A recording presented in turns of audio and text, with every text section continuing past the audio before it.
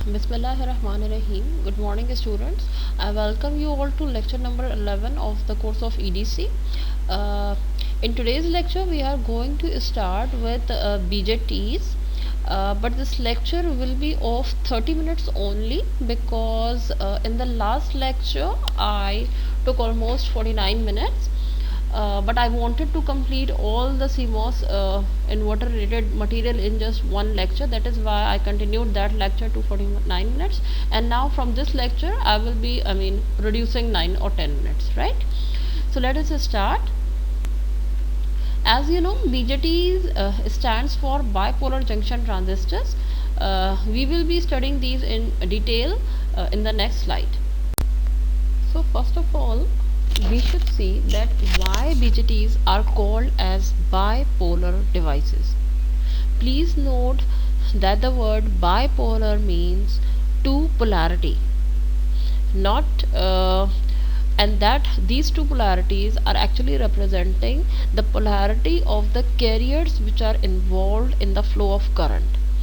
Bipolar here means that for the flow of current, both electron and holes will be involved. If you can recall from MOSFETs, you can remember that in case of N MOSFET, the electrons were the carriers of the current because the N channel was created and the electrons were carrying the current in an NMOS. Similarly, in a PMOS, holes were responsible to carry the current. But if we study BJT, and you might have heard about its two types, NPN and PNP, in both these transistors, like in NPN as well as in PNP, in both these transistors current flow because of both electrons and holes. ठीक है, यानी कि MOSFET के अंदर अगर N MOS होता था तो करंट इलेक्ट्रॉन्स की वजह से फ्लो होता था, अगर पी मॉस होता था तो करंट जो है वो सिर्फ होल्स की वजह से फ्लो होता था. लेकिन बीजेटी की दो टाइप्स हैं, यकीनन आप लोगों ने इंटर में थोड़ा बहुत आइडिया इसका होगा आपको कि चाहे एनपीएन बीजेटी हो या पीएनपी बीजेटी हो, करंट दोनों के अंदर इलेक्ट्रॉन और होल्स दोनों की वजह से फ्लो कर रहा होगा.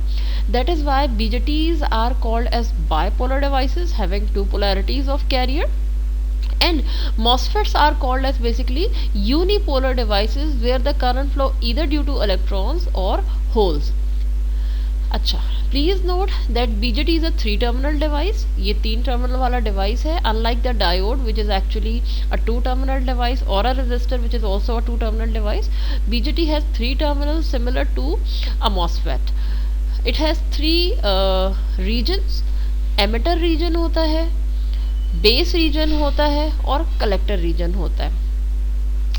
अच्छा, एमिटर, बेस और कलेक्टर, इन सब के अंदर डिफरेंट इनकी डोपिंग का लेवल होता है. एमिटर जो है, emitter is the most highly doped region, base is the most lightly doped region and collector is moderately doped. यानी कि एमिटर, बेस और कलेक्टर में हाईएस्ट डोपिंग हो गई एमिटर की, लोएस्ट हो गई बेस की, कलेक्टर की हो गई in between moderate doping.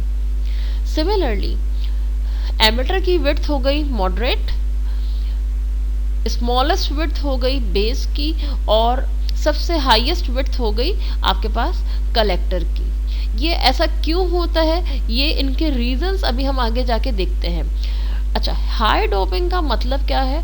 High doping का मतलब ये है कि अगर एक स्क्वायर पीस है जिसके अंदर मैंने चार्ज को एंटर किया हुआ है, तो हैवी डोपिंग का मतलब ये है कि उसके अंदर for example 10 raise to the power 15 electrons per centimetre cube मौजूद होंगे. और अगर मैं कह रही हूँ वो चीज़ लाइटली डोप है तो हो सकता है उसके अंदर 10 raise to the power 11 electrons per centimetre cube होंगे. तो बेसिकली डोपिंग का, हैवी डोपिंग, लाइटली डोपिंग का मतलब ये है कि एक सेंटीमीटर क्यूब के अंदर इलेक्ट्रॉन्स की तादाद बहुत ज़्यादा है, हैवी डोपिंग का मतलब. और लाइट डोपिंग का मतलब ऑफ कोर्स यही है कि एक सेंटीमीटर क्यूब के अंदर इलेक्ट्रॉन्स या होल्स की तादाद जो है वो बहुत ज़्यादा कम है. तो this is how we define doping. और डोपिंग के लिए the term that we use is called as a concentration. कि कितनी कंसंट्रेशन है इलेक्ट्रॉन्स की, कितनी कंसंट्रेशन है होल्स की, और कंसंट्रेशन यही बता रहा है कि 10⁻10 है या 10⁻15 है एंड सो ऑन। मजीद ये कि मटेरियल की विड्थ कम ज़्यादा क्यों है, इसको भी हम आगे जाके डिस्कस करते हैं। Now first of all, before we go into the more detailed analysis of a BJT, we should also try to see what are the uses of BJT. अच्छा, first of all please try to observe that the uses that are mentioned over here are not applicable to BJTs only. ये जो uses मैंने लिखे हैं सिर्फ BJT के लिए नहीं है, बल्कि आम तौर पे 3 टर्मिनल ट्रांजिस्टर्स जो भी अवेलेबल हैं ट्रांजिस्टर्स के लिए, ये जो एप्लीकेशंस हैं या यूजेस हैं, ये सारी की सारी जो है वो एप्लीकेबल हैं, चाहे वो एफटी हो या बीजेटी हो, ये सारे के सारे यूजेस जो हैं वो दोनों के हैं। सबसे पहली बात ये कि similar to the FETs we can use BJT to design amplifiers which can help us for the amplification of signals. BJT की मदद से हम सिग्नल्स को एम्पलीफाई करवा सकते हैं, बिल्कुल वैसे ही जैसे कि मॉसफेट से करवा सकते थे। बीजेटी से भी 3 तरह के एम्पलीफायर्स बनेंगे, वो भी हम आगे जाके डिटेल में स्टडी करते हैं। एज अ स्विच, बीजेटी एक स्विच के तौर पे भी एक्ट करता है, बिकॉज बीजेटी के अंदर ये एबिलिटी है कि अगर वो ऑफ होगा तो करंट को जाने नहीं देगा, ऑन होगा तो करंट को जाने देगा। It means it can serve as a switch. अच्छा, बीजेटी के अंदर हमारे पास कांस्टेंट करंट भी आता है। इसका मतलब है कि बीजेटी की मदद से हम एक कांस्टेंट करंट सोर्स बना सकते हैं। बीजेटी की मदद से and or gets, nor gets बनाए जा सकते हैं। ये सब कैसे बनाए जा सकते हैं, फिलहाल हम इस डिटेल में नहीं जाएंगे, because this will be the part of digital electronics that you will be studying in your upcoming classes, I mean next semester classes. बहरहाल इतना पता होना चाहिए, and if you want to just see the simplified circuit you can google it on the internet to see how the AND or gates और the NOR gates look like when they are made of BJTs. ये हम आप ये यहाँ से आप देख सकते हैं। अच्छा, इसके साथ साथ BJTs are used और BJTs और MOSFETs are used for the design of other digital circuitry including the memory circuits like RAM, ROM। ये सारी जो कुछ भी आपने स्टडी किए हैं, ये सब कुछ जो है वो BJTs और MOSFETs दोनों की मदद से जो है वो बन सकते हैं। These are actually the generalized uses of both BJTs and MOSFETs. Now we are coming to the types of BJTs. Please note that there are 2 types of BJT. One is the NPN type, other is the PNP type. In the NPN transistor, this will be the structure of the material. एक N material होगा जो कि emitter होगा, P material होगा जो कि base होगा, और एक और N material होगा जो कि collector होगा। Similarly, in a PNP transistor, the P material will be serving as an emitter. As an emitter, the N material is serving as the base and the other P material serves as the collector. NPN और PNP चाहे दोनों हों, उनके अंदर 3 parts होंगे, emitter होगा, base होगा, collector होगा, एमिटर, बेस और कलेक्टर होगा। अच्छा, चाहे मैं let us look at the circuit symbol of BJTs. ये BJTs का circuit symbol है। The center line, it is quite similar or you can say it has much resemblance to the circuit symbol of a MOSFET. वो भी कुछ इसी style का होता है, आपको पता है। The center terminal represents the base. The terminal having no arrowhead always represents the collector. The terminal with the arrowhead represents emitter. NPN का सिंबल हो गया। PNP के अंदर सेंटर वाला बेस है, again the arrowhead side represents the emitter and the side without the arrowhead represents the collector। ठीक है, ये सारी चीजें आपके पास आ गई। प्लीज नोट कि एरोहेड क्या बता रहा है। एरोहेड ये बता रहा है कि कलेक्टर से जो करंट आ रहा होगा वो एमिटर की जानिब जा रहा होगा, कलेक्टर से आने वाला करंट एमिटर की जानिब जा रहा होगा, और बेस से आने वाला करंट भी एमिटर की जानिब जा रहा होगा। One thing to remember is in any NPN transistor, current will always be going inside the base. Current base के अंदर जा रहा होगा NPN के अंदर। Similarly, PNP को मैं देखूं तो PNP में जो कलेक्टर का करंट है वो आके डिवाइड हो रहा होगा बेस में और एमिटर में, the collector current will be coming to the emitter and as well as, sorry, the emitter current will be going to the collector and as well as it is going into the base. emitter current दो जगह जा रहा होगा, collector में आ रहा है और base में आ रहा है, ठीक है। तो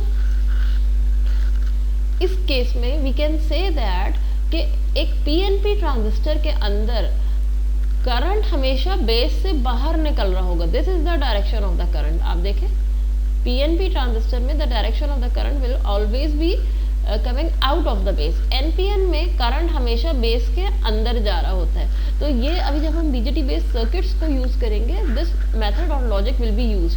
कभी भी कोई ऐसा हम सर्किट पे केसीएल केवीएल नहीं लगाएंगे कि जिसमें मैं एनपीएन में बीजेटी के बाहर जाता हुआ करंट अज्यूम करूँ। नहीं, एनपीएन में हमेशा जो करंट अज्यूम करूंगी वो बेस के अंदर जाता हुआ होगा। पीएनपी में जब कभी भी करंट अज्यूम करूंगी तो वो बेस से बाहर जाता हुआ होगा। अगर मैंने अपोजिट किया तो it means my assumption is wrong. अच्छा, now let us come back to the original structure of the NPN transistor. Please try to observe that there is a diode being formed between the N and the P material. इस N और P के दरमियान एक diode बन रहा है और अगर मैं ऑब्जर्व करूं तो ये this N material was the emitter, this P material was the base. तो वो डायोड जो एमिटर और बेस के दरमियान में बन रहा है, this diode is called as emitter base junction. Emitter base junction diode 1 कहलाता है और इसको शॉर्ट फॉर्म में EBJ का टर्म यूज करते हैं। Similarly another diode is getting form between the base and the collector junction. ये भी तो P और ये भी तो N है। P और N के दरमियान एक और जंक्शन, एक और डायोड बन रहा है, that is actually called as the collector based junction and we represent it as CBJ in short form. So as a whole, now we know that there are two different diodes present in any BJT. A BJT consists of two diodes. P material common है इस diode के लिए भी और इस diode के लिए भी, लेकिन P जब इस साइड पे जंक्शन बना रहे हैं एक डायोड बन रहा है, जब P इस साइड पे जंक्शन बना रहा है एक और डायोड बन रहा है। Similar is the case for a PNP transistor कि इन दो एमिटर और बेस के दरमियान में जो एक डायोड बन रहा है उसको एमिटर बेस जंक्शन कह रहे हैं। बेस और कलेक्टर के दरमियान में जो डायोड बन रहा है उसको कलेक्टर बेस जंक्शन कह रहे हैं। अच्छा, जहाँ कहीं भी डायोड की बात आती है then we already know that the diode can either be forward biased or reverse biased. जाहिर है जब अगर इसके अंदर डायोड्स मौजूद हैं तो वो ऑन ऑफ हो सकते हैं। सिमिलरली पीएनपी में भी डायोड्स ऑन ऑफ हो सकते हैं। So depending upon the situation of the diode, ऐसा तो हो सकता है ना कि both of them are on, both of them are off, this one is on, this one is off और this one is off, this one is on. तो कहने का मकसद है when the diodes are present in the BJT it means that there is a possibility कि उनमें से कभी कोई ऑन हो कभी कोई ऑफ हो, कभी दूसरा ऑन है तो पहला वाला ऑफ है, ऐसी पॉसिबिलिटी है। तो इन ऑन ऑफ के सिनेरियो के ऊपर डिपेंड करता हुआ बीजेटी के मल्टीपल मोड्स ऑफ ऑपरेशन होते हैं जो कि हमें बताते हैं कि बीजेटी को हम कैसे यूज कर सकते हैं। Let us now study the modes of operation of the BJT depending upon the on and off scenario of both of these diodes. In diodes के ऑन ऑफ को रखते हुए बहुत सारे मोड होते हैं, वो देखते हैं। Let us see them. Now, please try to observe that here is the name of the mode of operation. This is representing diode 1, emitter based junction. This is representing diode 2, collector based junction, and this column is representing the behavior or the application of the MOSFET, how of the BJT, how and where it can be used. ठीक है, first of all I have since there are two diodes there are only 4 possible combinations. The first is both of them can be on, the second is both of them are off, the third condition is the first diode is on and the second diode is off, and the last condition is the first diode is off and the last diode or the second diode is on. इन सब के ऊपर जब दोनों diodes on होते हैं, this region is called as the saturation region of the MOSFET And since maximum current is flowing, why I am saying maximum current? Because both diodes are on. When both diodes are on in the BJT, it means maximum current is flowing through the BJT. So in this case the BJT works as a closed switch. Closed switch से मुराद ये नहीं है कि off switch. Close switch का मतलब है a switch which is allowing maximum current to pass through, or you can say call it as a short circuit switch.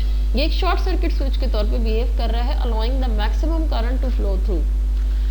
The second condition is that when both the emitter base and the collector base junctions are reverse bias. Reverse bias का मतलब clearly है, सबको पता है कि कोई current flow नहीं होगा. This is called as the cut off region, and in this case the diode acts the BJT acts as an open circuit switch. Open circuit switch का आसान अल्फाज में मतलब ये है, it is not allowing any current to flow through, and therefore we call this region as the cut off region. The third region is the active region. The active region is the most important region of the BJT, because in this region we keep the emitter base junction as on and the collector base junction as off.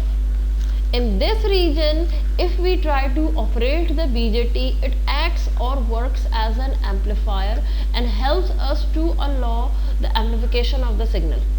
If you can recall, आपको याद होगा कि MOSFET के अंदर saturation region में MOSFET amplification करता था, जबकि BJT के अंदर BJT जो है वो एम्प्लीफिकेशन एक्टिव रीजन में करता है.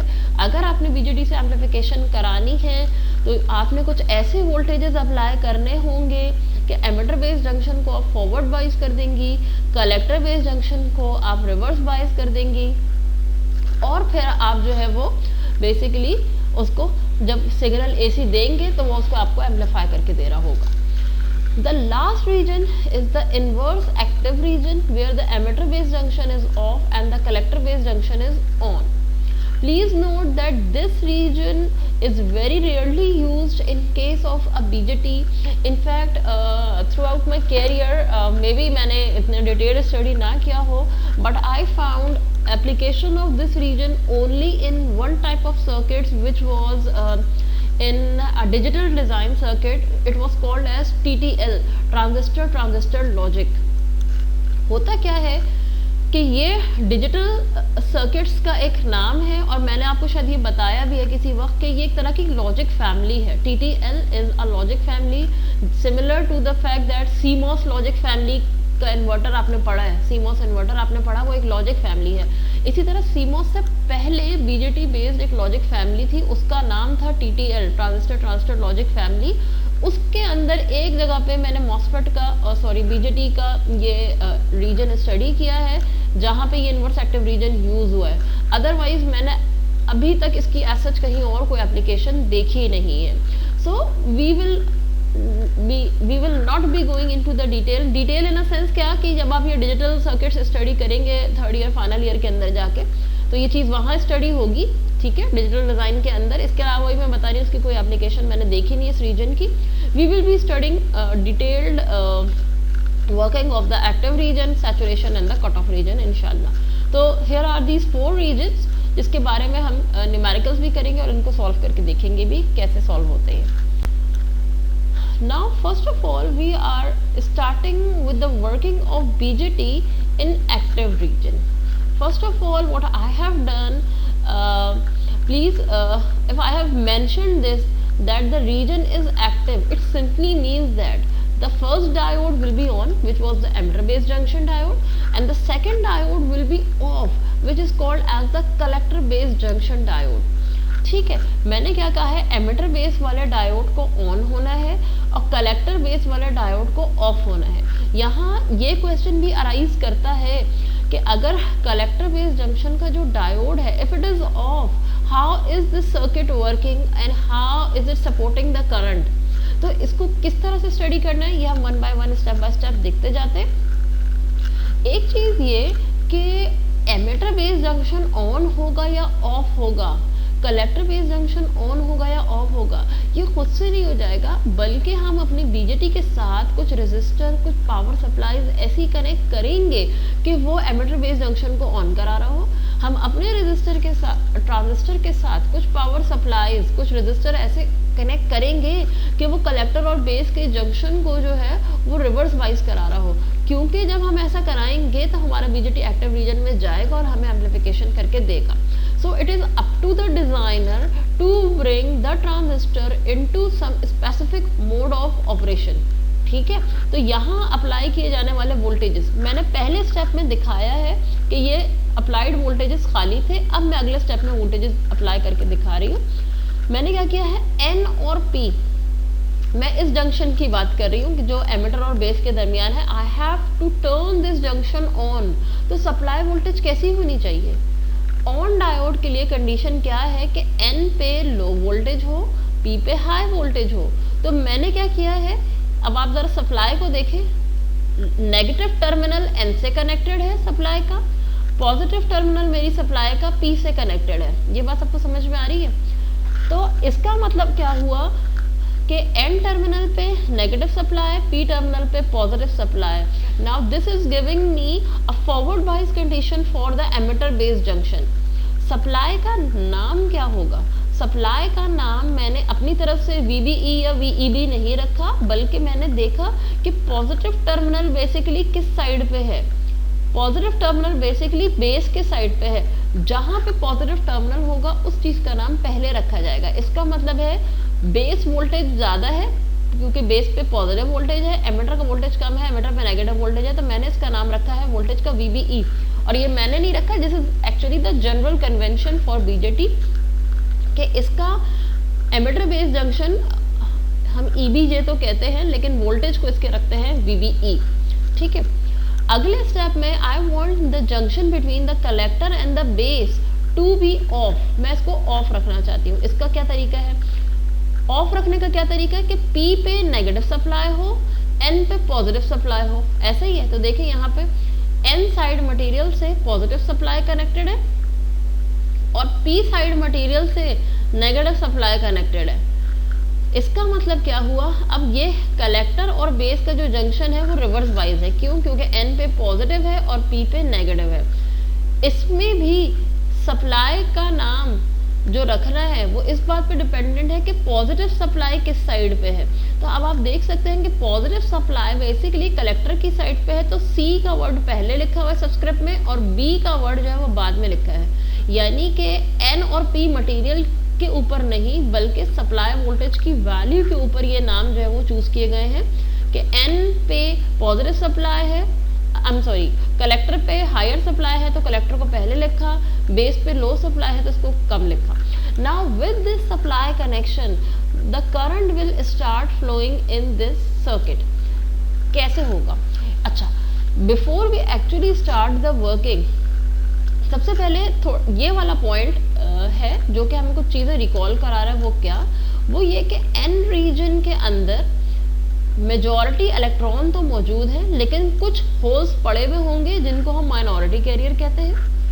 सिमिलरली P टाइप मटेरियल के अंदर मेजॉरिटी होल्स की तो है लेकिन इसके अंदर कुछ इलेक्ट्रॉन पड़े होंगे जिनको हम माइनॉरिटी कैरियर कहते हैं. अब ये minority majority carrier first year में आपने पढ़ा था, ये आपको पता होना चाहिए. अच्छा, वो एक्टिव मोड ऑफ ऑपरेशन के लिए जो वोल्टेजेस अप्लाई किए हैं, इस रीजन को आपने ऑन कराया, इस डायोड को, और इस डायोड को ऑफ कराया. This is the second point which is already covered. अब होगा क्या? चूंकि ये डायोड आपने ऑन किया हुआ है, इस वजह से ये नेगेटिव टर्मिनल यहाँ पे मौजूद इलेक्ट्रॉन्स को पुश करेगा. ठीक है, नेगेटिव और इलेक्ट्रॉन एक दूसरे को पुश करेगा. ये नेगेटिव टर्मिनल इलेक्ट्रॉन्स को जब पुश करेगा तो कहेगा try to go to the base region, electrons को बेस की जाने भेजने की कोशिश करेगा. एट द सेम टाइम ये जो पॉजिटिव टर्मिनल है ये क्या करेगा, ये यहाँ से होल्स को पुश करेगा to try to go to the N type region. ये इस रीजन में इनको भेजने की कोशिश करेगा. दोबारा से ये सप्लाई है, फॉरवर्ड वाइजिंग हो गई ना बेसिकली इस जंक्शन की. तो नेगेटिव टर्मिनल ने इलेक्ट्रॉन्स को पुश किया कि वो बेस की तरफ जाए और पॉजिटिव टर्मिनल ने बेस के होल्स को पुश किया कि वो एमिटर की तरफ जाए. Let us see what happens next.